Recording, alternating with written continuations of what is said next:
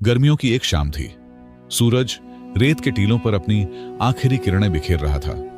शहर बगदाद के बाहर एक छोटा सा गांव था, जहां एक नौजवान यूसुफ दिन भर खेतों में काम करके वापस लौट रहा था। उसके चेहरे पर थकावट थी, मगर दिल में एक सवाल जल रहा था। यूसुफ अक्सर सोचता, मैं मेहनत करता हूं, नमाजें भी पढ़ता हूं, मगर कामयाबी क्यों दूर है। उसे मालूम था कि उसके आसपास के कई लोग दौलतमंद हो चुके हैं, मगर वो खुद अब तक गरीबी में जकड़ा हुआ है। हर दिन बस गुजरने जैसा लगता। एक रात यूसुफ की मां ने कहा, बेटा, शहर के पुराने मजार पर एक बुजुर्ग आए हैं जो इल्म और हिकमत की बातें करते हैं। लोग कहते हैं कि उनकी दुआएं कबूल होती हैं। तुम भी उनके पास जाओ, शायद तुम्हें भी कुछ सीखने को मिले। अगली सुबह फज्र की नमाज के बाद यूसुफ मजार की तरफ निकला। सूरज अभी निकला नहीं था, फिजा में खामोशी थी।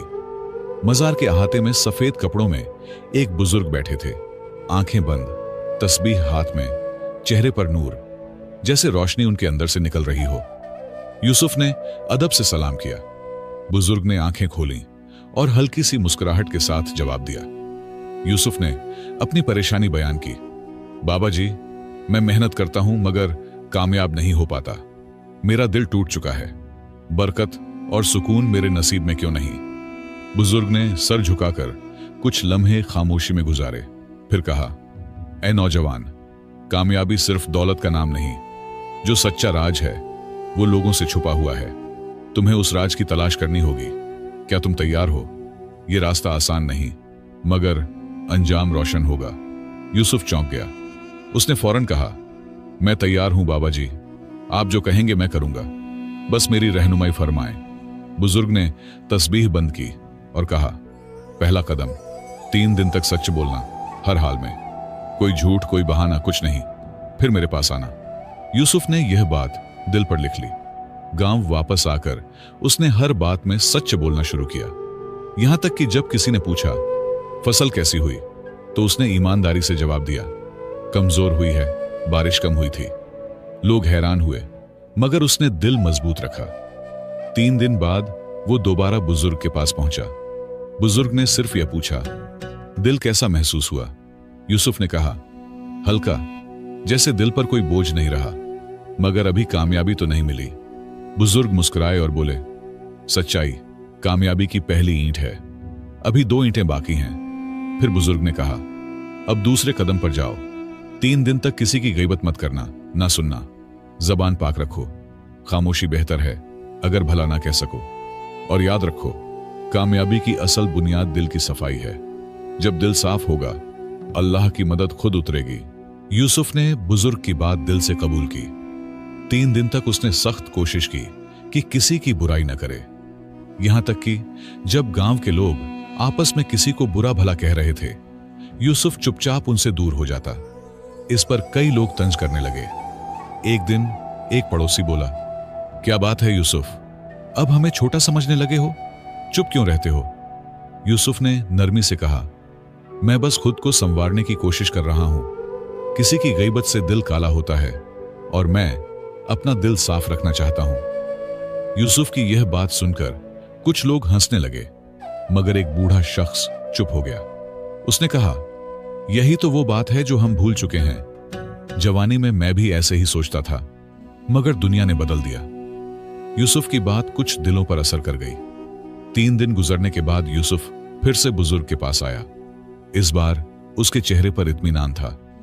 बुजुर्ग ने नरमी से पूछा, अब कैसा लगता है? यूसुफ ने जवाब दिया, जैसे दिल रोशन हो गया हो, लोगों की बातों का बोझ कम हो गया, सुकून मिलता है बाबा जी। बुजुर्ग ने कहा, अच्छा है, मगर अभी तुमने सिर्फ 2 दरवाजे खोले हैं। आखिरी दरवाजा सबसे मुश्किल है, मगर वही कामयाबी का राज है। यूसुफ ने कहा, आप बस हुक्म करें, मैं पीछे नहीं हटूंगा। बुजुर्ग ने आहिस्ता से कहा, अब तुम्हें रोज एक नेकी करनी होगी। बुजुर्ग ने आगे फरमाया, यह नेकी किसी फायदे के लिए नहीं, किसी दिखावे के लिए नहीं, सिर्फ अल्लाह की रजा के लिए।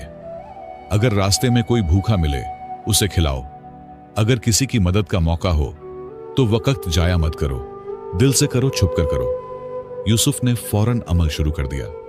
उसने खजूरों की एक थैली ली और बाजार के कोने में बैठे एक अंधे फकीर को चुपके से दे आया। फकीर ने आसमान की तरफ हाथ उठाकर दुआ दी। यूसुफ ने पहली बार दिल की गहराई से खुशी महसूस की। एक दिन एक औरत की बैल गड्ढे में गिर गई। लोग तमाशा देख रहे थे, मगर कोई आगे नहीं बढ़ा। यूसुफ फौरन लपका, कपड़े खराब हुए, हाथ जख्मी हुआ, मगर बैल को निकाल दिया।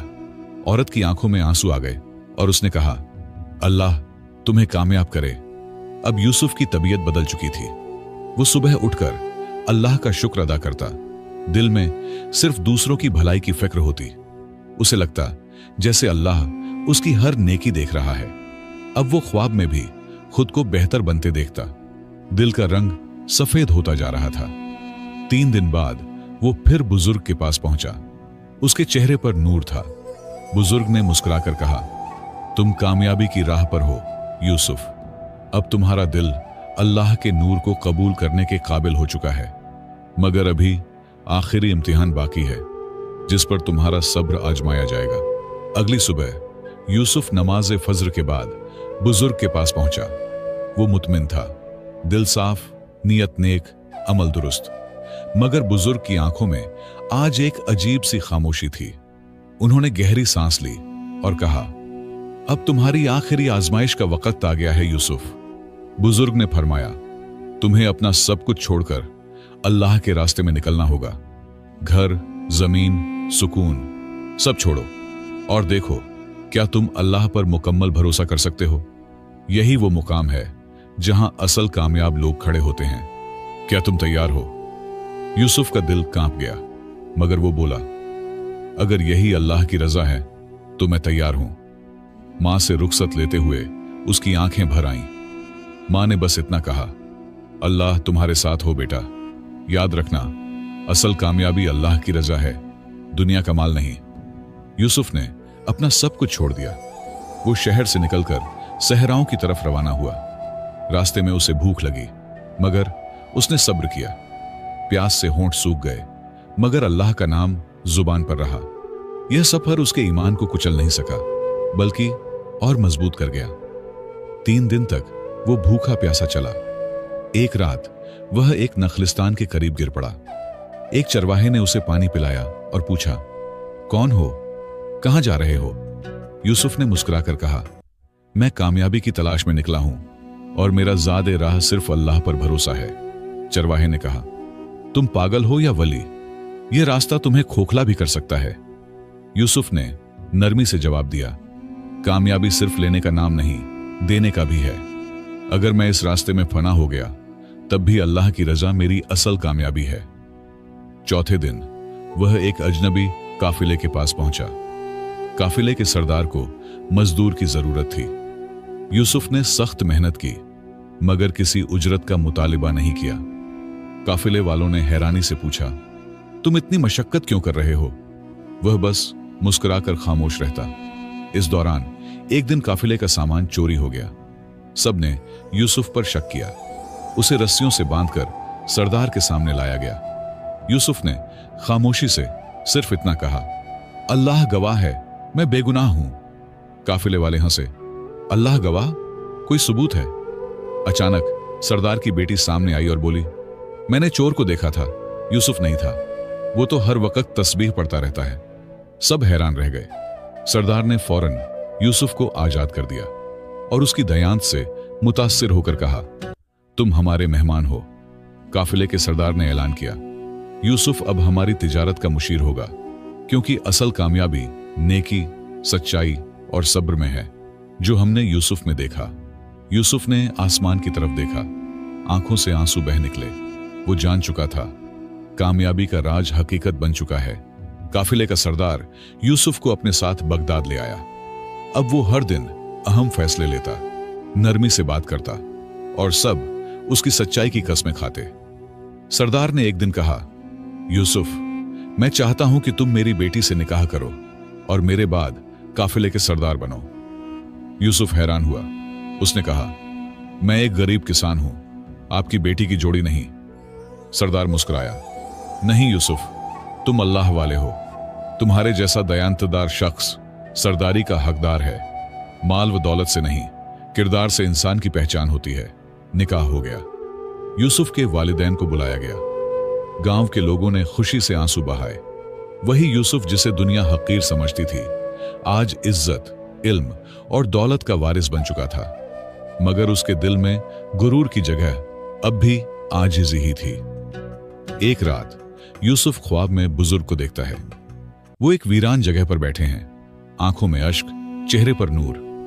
बुजुर्ग ने कहा, यूसुफ, तुमने हर इम्तिहान पास किया, अब आखिरी राज तुम पर जाहिर होता है। लेकिन यह राज हर किसी को नहीं दिया जाता।